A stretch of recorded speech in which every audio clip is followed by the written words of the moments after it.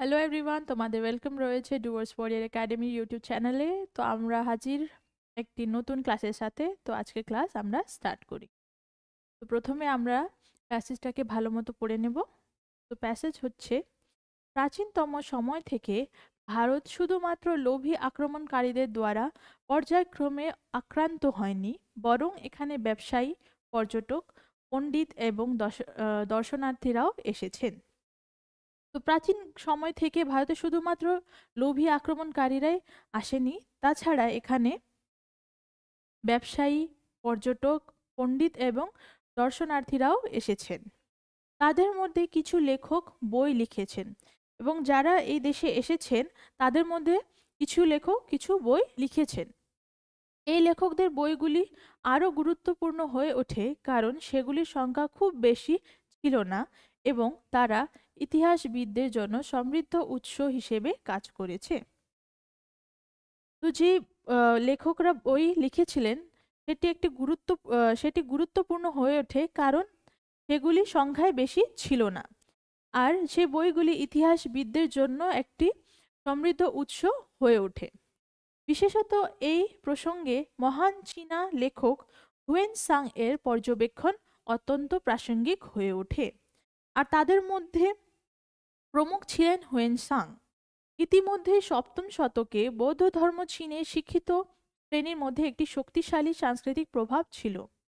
তো সপ্তম শতকে চীনের যে শিক্ষিত শ্রেণীরা ছিল তারা বৌদ্ধ ধর্মকে পালন করত।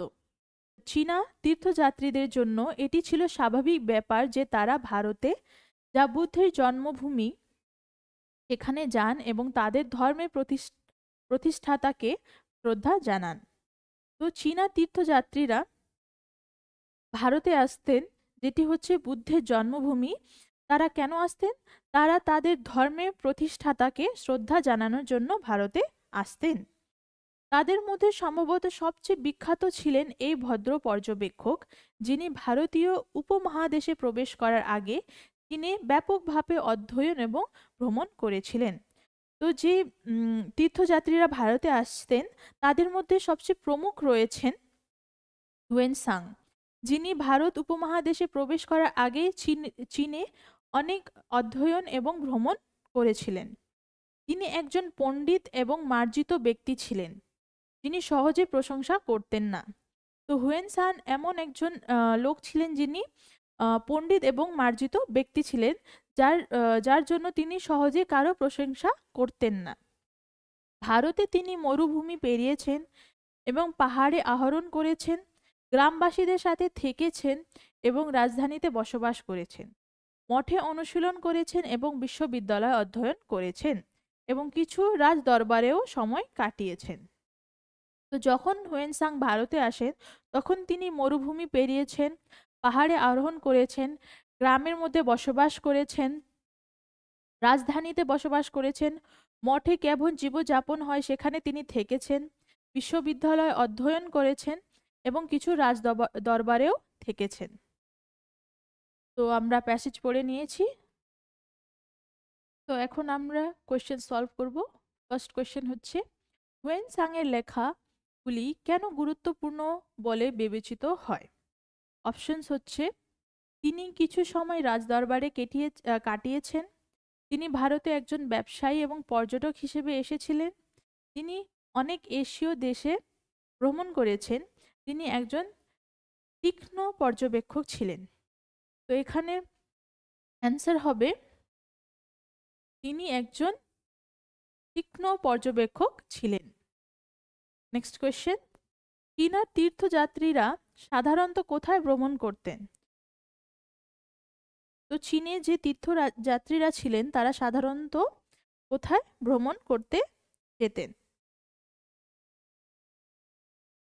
তো অপশনস হচ্ছে পাহাড়ে, গ্রামে, মরুভূমিতে, বুদ্ধের জন্মভূমিতে। তো চীনা তীর্থযাত্রীরা ছিলেন তারা বুদ্ধ ধর্মকে মানতেন, তো তার জন্য তিনি ভারতে, যেখানে বুদ্ধের জন্মভূমি রয়েছে, সেখানে তিনি ভ্রমণ করতেন। তো এটা অপশন হয়ে যাবে বুদ্ধের জন্মভূমিতে। নেক্সট কোয়েশ্চেন, হুয়েন সাংকে ভারতে ভ্রমণের জন্য কি অনুপ্রাণিত করেছিল? তো হুয়েন সাং যখন ভারতে এসেছিলেন, তো ভারতে আসার জন্য তাকে কি কি অনুপ্রাণিত করেছিল? অপশন হচ্ছে হিন্দু ধর্মের উপর বৌদ্ধ ধর্মের প্রভাব অধ্যয়ন করতে, নেক্সট ভারতে তার ধর্ম প্রচার করতে, তীর্থযাত্রা করতে এবং জ্ঞান অর্জন করতে, ভারতে প্রচলিত শক্তিশালী সাংস্কৃতিক প্রভাব অধ্যয়ন করতে। তো এটার কারেক্ট অ্যান্সার হবে তীর্থযাত্রা করতে এবং জ্ঞান অর্জন করতে। নেক্সট কোয়েশ্চেন হচ্ছে প্রাচীনকালে নিম্নলিখিতের মধ্যে কে ভারতে আসেননি? তো এখানে বলা হচ্ছে কে ভারতে আসেননি, তো অপশন হচ্ছে পণ্ডিত, ব্যবসায়ী, কৃষক, পর্যটক। তো আমরা প্যাসেজে পড়েছি পণ্ডিত, ব্যবসায়ী এবং পর্যটকরা তো ভারতে এসেছিলেন, কিন্তু কৃষক ভারতে আসেননি। তো এটা অপশন হয়ে যাবে অপশন 3। নেক্সট কোয়েশ্চেন হুয়েন সাং ভারতে নিম্নলিখিত সমস্ত কাজ করেছেন তবে এটি করেননি। হুয়েন সাং ভারতে যে যে কাজটি করেছেন তাছাড়া তিনি কোন কাজটি করেননি অপশনে আমাদের বের করতে হবে। তো অপশন হচ্ছে মরুভূমিতে ভ্রমণ, গ্রামে বসবাস, মঠের নিয়ম মেনে চলা, বিশ্ববিদ্যালয়ে পড়ানো।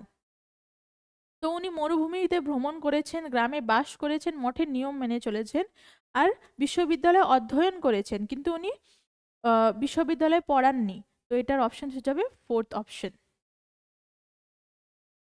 তো আজকের জন্য এতটুকুই, আমরা নেক্সট ক্লাসে দেখা করব। যদি তোমাদের এই ক্লাসটি ভালো লেগে থাকে তাহলে অবশ্যই লাইক, শেয়ার, সাবস্ক্রাইব করবে আমাদের ইউটিউব চ্যানেলকে। নেক্সট ক্লাসে দেখা হচ্ছে। Thank you.